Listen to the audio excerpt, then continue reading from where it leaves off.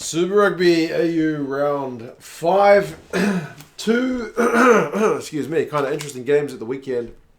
Friday was the REBvWARs and the Waratahs. Saturday, the Reds and the Force. The scoreboard, at least in the first one, I feel like maybe is not the fairest reflection of the game. The second one with the Reds and the Force was a close one, much closer than most of us expected. But anyway, I'll go over the games quickly and some of the stats, and you guys can let me know your thoughts on how it went. The first one, the Tars. Man, the Tars, they are struggling. And I honestly think at 33-14, I think it flatters them. Which is sad but true, because that's still pretty convincingly beaten. 2 tries at the end, one to Williams and one to Maddox. Yeah, they just made the scoreboard look a bit better. They were 5 minutes away from getting nilled, and the Rebels were comfortable. The Rebels will be pretty frustrated that they were in a bonus point situation, having 3 tries to zip, and then conceding those last 2 tries. Yeah, meant like even just conceding that 1 try and then them needing to chase the game to get that bonus point is a little bit of a let off, because the Rebels, the way they're playing at the moment, they're kind of they're kind of happy to take the scoreboard over, but in terms of bonus points, that's not where it's going to get done. Started with a Harry Johnson-Holmes line break, which was something a bit different with a prop doing that. Tamua kick penalty. The Rebels were keen to have a wee maul. Halftime it was like 23-0.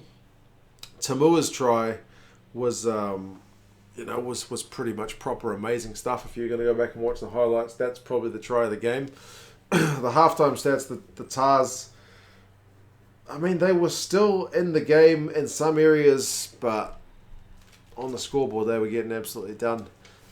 Second half there were some handbags. Marika and Dempsey had a wee bit of a blue. I'm not sure what went on between those two guys, but they weren't exactly making friends. I thought the Tars scrum was doing okay if you're looking for kind of positives in this one.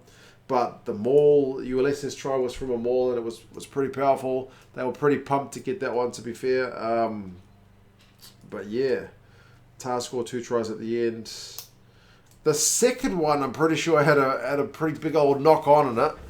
But the TMO had a look and was like, that's fine. So yeah, it was a bizarre game.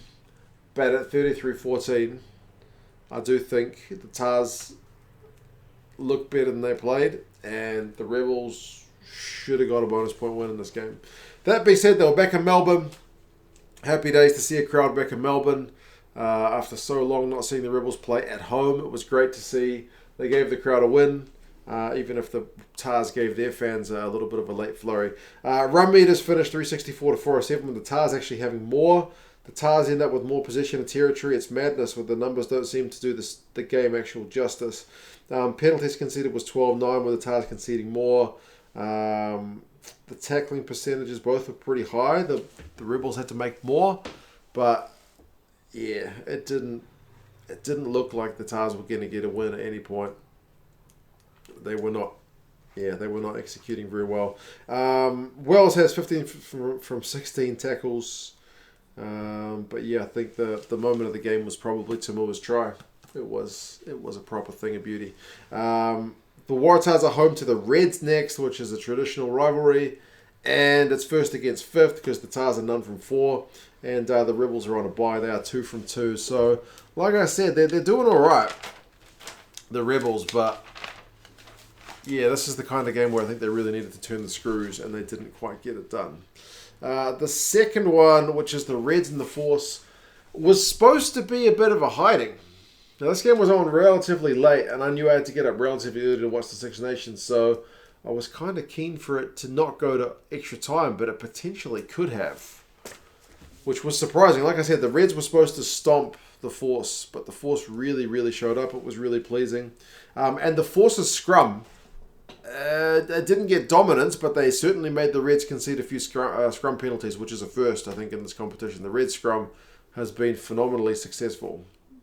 I don't know if it's the first scrum penalties, but they certainly put the Reds scrum under more pressure than it's been mostly in this competition. Tries, McDermott, Paisami. Paisami was everywhere. if you do a man of the match, which they don't seem to do, it's probably going to go to Paisami. He gets 2 tries. The Force only get the 1, but McIntyre is pretty accurate with the boot. He's doing a pretty good job. Vunivalu was also pretty busy during the game. I think he ends up with like 50 odd run meters. They probably could have scored maybe one more try. I think the Reds. Jock Campbell's on a big line break, doesn't pass to Vunivalu. But yeah. Paisami has his try straight through. It's a dummy. Here's a dummy and he goes straight through. It's probably the try of the game. That's the note that I've written. Yeah, it was on pretty late. I'm trying to rack my brain. I've watched so much rugby today, but I just remember thinking the Force. Halftime, the Force actually had more possession, but the Reds more territory. Run meters was pretty even. Tackling percentage, the Reds were a lot higher. Their D was holding pretty well. Second half, it really showed. The Reds finished with 92% tackle percentage, which is about as high as you get at this level, whereas the Force were at 77. But they did make the Reds make 130 tackles to the Force's 85. So the Force certainly gave the Reds, I don't know if you would call it a fright, but on another day they could have won the game.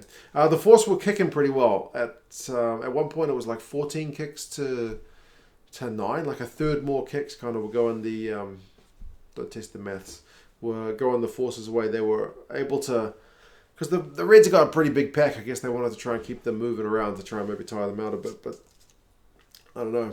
Run meters finished 306 to 230. It's what I mean about the Force using more kicking than necessarily busting it up. The Force have more possession and territory, but also more turnovers conceded. The Reds offload 13 times to 3. And that's this thing that's really come into the Reds game in the last, I want to say, 18 months, 2 years. Didn't really used to be a thing, but they've really made it their own.